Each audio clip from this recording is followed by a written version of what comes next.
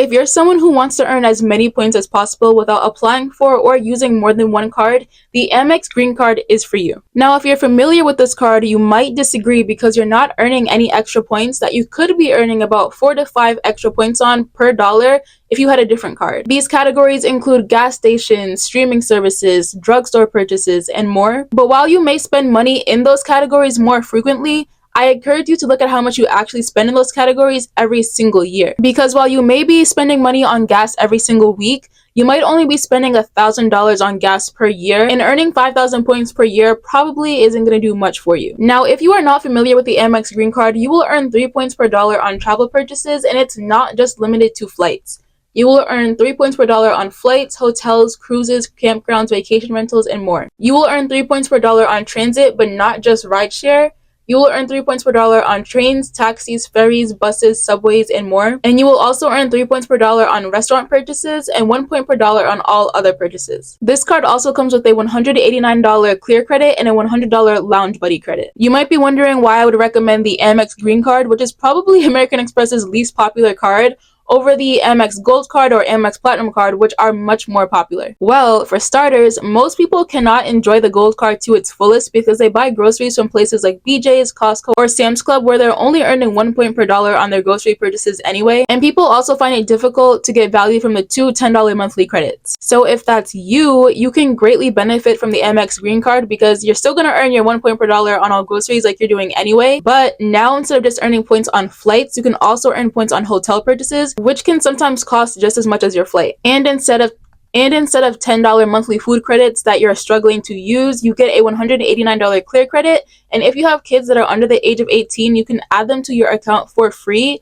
And so the whole family wins. Now let's compare the Amex Green Card to some of the other travel cards that actually have a lower annual fee. And when it comes to travel credit cards with no annual fee, I'm not against them and I'm not saying that you shouldn't get them. It's just that sometimes the multipliers are so low that it could take you a long time to earn enough points to take the vacation that I'm sure that you're dreaming of. Or for example, you could apply for the Hilton Honors Card, which does not have an annual fee, and you could earn 5 points per dollar on groceries, gas, and restaurants, but you can only use those points at Hilton, which is an inconvenience for a lot of people. But let's take the Chase Sapphire Preferred and the Capital One Venture Card.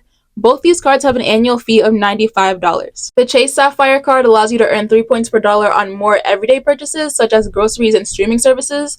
And the Capital One Venture Card allows you to earn 2 points per dollar on all purchases. They do have higher multipliers for travel purchases, but you do have to book your travel through their travel portal to receive 5 points per dollar. If you don't book through Capital One Travel or Chase Travel, you will only earn 2 points per dollar on travel purchases. One of my favorite things about the Amex Green Card is that you are free to earn 3 points per dollar on all travel purchases no matter where you book. And because of this, you can earn 3 points per dollar on vacation rentals that you might not even be able to find through Capital One Travel or Chase Travel. And honestly, sometimes booking a vacation rental is way more convenient than trying to squeeze your family of 5 into a 300 square foot hotel room. Both of these cards give you annual $50 credits to use on hotel stays booked through their travel portals, where the Amex Green Card gives you the clear credit worth $189. I think the Amex Green Card's one downfall is the sign-up bonus. Its annual fee is $55 higher than the Chase Sapphire Preferred Card and the Venture Card, but yet its sign-up bonus is the lowest of the three. The standard sign-up bonus is 40,000 bonus points when you spend $3,000 in 6 months. And by the way, I plan on applying for this card soon, so if you have a referral link, drop it in the comments, and I will use it if it's a good enough sign-up bonus. For the Chase Sapphire Preferred Card, you will earn 60,000 points when you spend $4,000 in 3 months, although they send offers to my house every single week for 75,000 points when I spend $4,000 in I think 3 months as well. And for the Capital One Venture Card, you will earn 75,000 miles after spending $4,000 in 3 months. As you can see, the Amex Green Card gives you 6 months to spend $3,000 versus spending $4,000 in 3 months. But in the case of the Venture Card, you're earning almost 50% less points, which is a huge gap. However, there is still one major reason why one might choose the Amex Green Card over the Capital One Venture Card, and that is because of American Express's travel partners. Amex and Capital One have some of the same transfer partners, but they also have a lot of different transfer partners. American Express has Hilton, Marriott, and Delta as some of its transfer partners, while Capital One does not. But Capital One has Wyndham and Choice Hotels as partners, and American Express does not.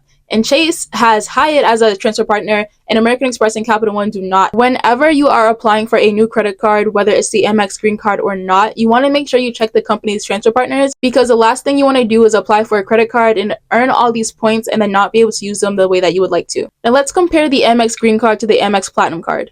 For one, the Amex Green Card has been marketed or labeled as a baby Amex Platinum card. But the thing about the Amex Gold Card, the Amex Platinum card, and the Amex Green Card is that they all serve a different purpose, even though they are all travel credit cards or charge cards. In my opinion, the green card and the gold card are great for actually earning points depending on which categories you spend the most money in. The Amex Platinum card, in my opinion, is just a card that enhances your travel experience and buys you a little bit of convenience. But I also believe that to enjoy the Amex Platinum card to its fullest, you need some disposable income.